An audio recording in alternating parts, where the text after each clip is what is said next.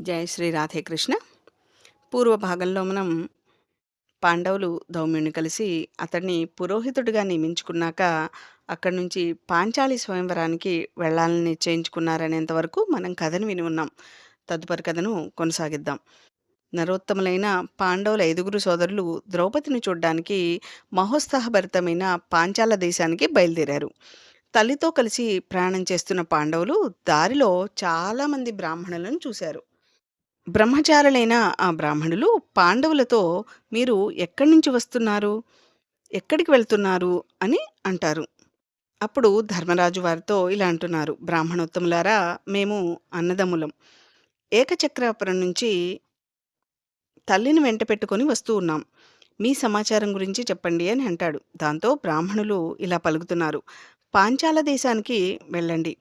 ద్రుపద మహారాజు భవనంలో సుసంపన్నమైన గొప్ప స్వయంవరం జరగబోతోంది. అందరం కలిసి అక్కడికి వెళదాం. మేము అక్కడికే వెళ్తున్నాం.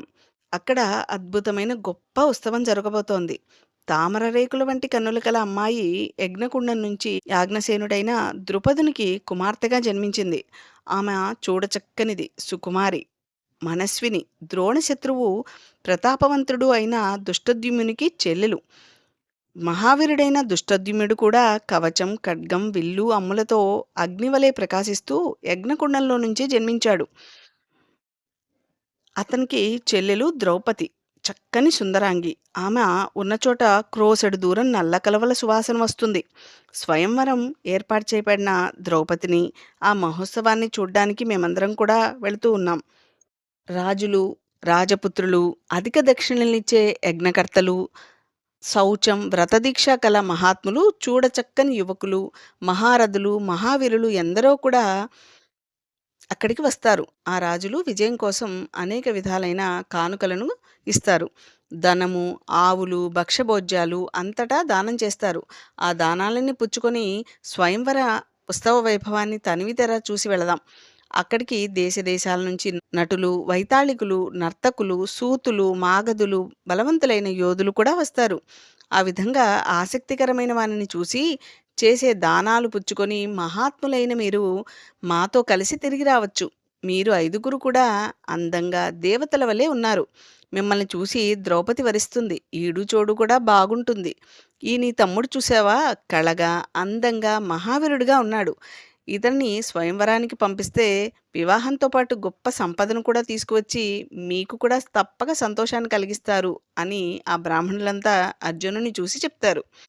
అప్పుడు ధర్మరాజు ఈ విధంగా చెప్తున్నాడు. బ్రాహ్మణులారా, కన్యా స్వయంవర మహోత్సవాన్ని చూడటానికి మనందరం కూడా కలిసి వెళదామని అంటాడు.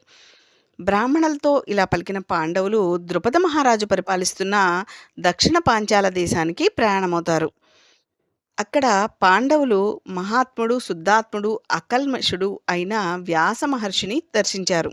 వ్యాస మహర్షిని యథావిధిగా సత్కరించి ఆయన చేసిన సత్కారాలను కూడా అందుకొని ఆయన అనుమతి తీసుకొని పాండవులు పాంచాల దేశానికి ప్రయాణం సాగించారు. పాండవులు అందమైన వనాలను, సరస్సులను చూస్తూ అక్కడక్కడ ఆగుతూ నెమ్మదిగా ప్రయాణం సాగించారు. సాధ్యాయం చదువుకుంటూ పవిత్రులై మధురంగా ప్రియంగా మాట్లాడుకుంటూ పాండవులు క్రమంగా పాంచాల దేశానికి చేరుకున్నారు. పాండవులు కాంపిల్య నగరాన్ని, సైనికులుండే చోటును చూసి ఒక కుమ్మరి ఇంటిలో ఆశ్రయాన్ని పొందుతారు. అక్కడ బ్రాహ్మణ ధర్మంగా భిక్షాటన కూడా చేస్తారు. ఆ వీరులను ఎవరూ కూడా అక్కడ గుర్తుపట్టలేరు. ద్రుపదుని మనసులో ద్రౌపదిని అర్జునునికి ఇవ్వాలని ఉంది, కానీ పైకి మాత్రం చెప్పటం లేదు. ద్రుపదుడు అర్జునుని కోసం వెతుకుతూ వంచరాని బలమైన ధనస్సును చేయించి అక్కడ ఉంచాడు. ఆకాశంలో కృత్రిమమైన యంత్రాన్ని నిర్మిస్తారు. అందులో ఒక లక్ష్యాన్ని కూడా ఏర్పాటు చేస్తాడు. ధనుర్విద్య అభ్యసిస్తున్న రోజుల్లో అర్జునుడు మాత్రమే చెలించే లక్ష్యాన్ని, అంటే కదులుతూ ఉండే లక్ష్యాన్ని భేదించగలిగాడు. కాబట్టి ఇప్పుడు కూడా అర్జునుడే ఆ పని చేయగలడని భావించి ద్రుపదుడు చేసిన ఏర్పాటిది. కర్ణుడు కూడా అది తేలిగ్గా సాధించగలిగేవాడే, కానీ హీనవంశంలో పుట్టినవాడు కాబట్టి తేలికగా తప్పించవచ్చు అని భావిస్తారు. ద్రుపదుడు ఇలా చెప్తున్నాడు అందరిని చూసి. ఈ ధనస్సుని ఎక్కుపెట్టి సిద్ధంగా ఉన్న ఈ బాణాలతో లక్ష్యాన్ని గురిచూసి కొట్టిన వారికి నా పుత్రిక లభిస్తుంది అని సభామండపంలో తెలియచేస్తాడు. ఈ విధంగా ద్రుపద మహారాజు స్వయంవరాన్ని ప్రకటిస్తాడు. అది విని రాజులందరూ కూడా అక్కడికి చేరుకుంటారు. స్వయంవరాన్ని చూడ్డానికి ఋషులు, మహాత్ములు, అలాగే దుర్యోధనుడి వెంట కర్ణునితో కలిసి కౌరవులంతా కూడా వస్తారు. మహానుభావులైన బ్రాహ్మణులు అనేక దేశాల నుంచి వచ్చారు. ద్రుపద మహారాజు వచ్చిన రాజులందరినీ కూడా పూజించాడు. స్వయంవరాన్ని చూడాలని కోరికతో పౌరులందరూ కూడా సముద్ర ఘోష వలె కలకలం చేస్తూ వచ్చి ఆసనాల మీద కూర్చున్నారు. నగరానికి ఈశాన్య భాగంలో సమతలమైన ప్రదేశంలో స్వయంవర మండపం నిర్మించబడింది.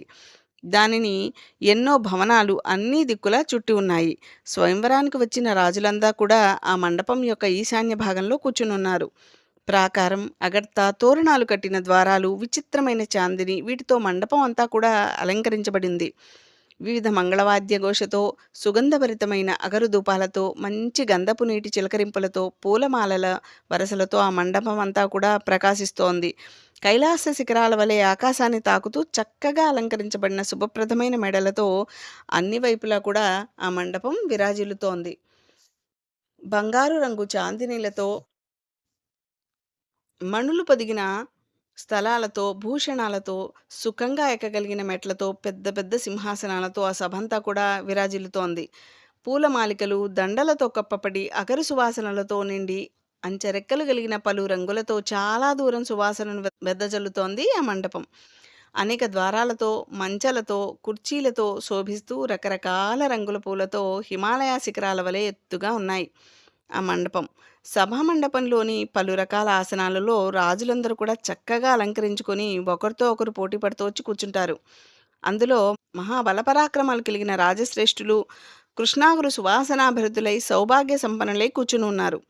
తమ మంచి పనులతో, శుభకర్మలతో సర్వలోకాలకు హితములై తమ దేశాన్ని రక్షించుకునే ప్రసన్న హృదయులైన బ్రాహ్మణ భక్తులు కూడా అక్కడ కూర్చున్నారు. పౌరులు, జానపదులు ద్రౌపది దర్శనం కోసం ఎత్తైన మంచల మీద కూర్చొని ఉన్నారు. అత్యున్నతమైన పాంచాల రాజ వైభవాన్ని తిలకిస్తూ బ్రాహ్మణులతో పాటు పాండవులు కూడా అక్కడే కూర్చుంటారు. ఈ విధంగా నటులు, నర్తకులు అనేక రత్న ప్రధానాలతో రాజసముదాయం చాలా రోజులుగా వర్ధిల్లుతోంది. ఆ రాజసమూహం ఇలా ప్రకాశిస్తూ ఉండగా 16వ రోజున పుష్పమాలికను పట్టుకొని ద్రౌపదీదేవి స్వయంవరానికి వస్తారు. మంత్రవేత్త అయిన సోమక వంశ పురోహితుడు యథావిధిగా అగ్నిహోత్రాన్ని ఏర్పాటు చేసి నేతితో హోమం చేస్తాడక్కడ.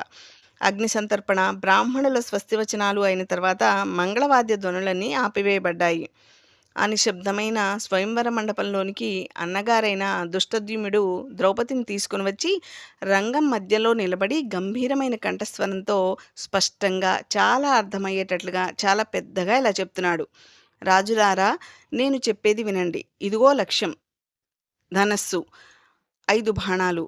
ఈ బాణాలను ఉపయోగించి పైన ఏర్పాటు చేసిన యంత్రంలోని లక్ష్యంలోకి గురి తప్పకుండా కొట్టాలి.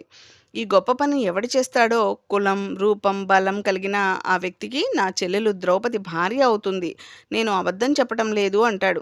దుష్టద్యుమ్నుడు సభలోని వారితో ఇలా మాట్లాడి ఆయా రాజుల యొక్క గోత్రనామాలు, గొప్పదనాలను పరిచయం చేయాలని ద్రౌపదీదేవికి ఇలా తెలియజేస్తూ ఉన్నాడు. తర్వాత కథను మనం తదుపరి వీడియోలో విందాం. జయ శ్రీ రాధే కృష్ణ.